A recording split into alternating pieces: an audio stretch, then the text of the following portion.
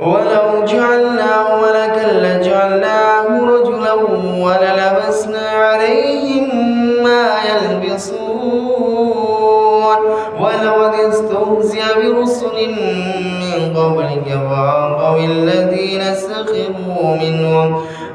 سخروا منهم ما كانوا به يستهزئون قل سيروا في الأرض ثم انظروا كيف كان عاقبة المكذبين قل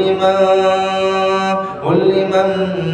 ما في السماوات والأرض قل الله كتب على نفسه الرحمة ليجمعنكم إلى يوم القيامة لا ريب فيه الذين خسروا أنفسهم فهم لا يؤمنون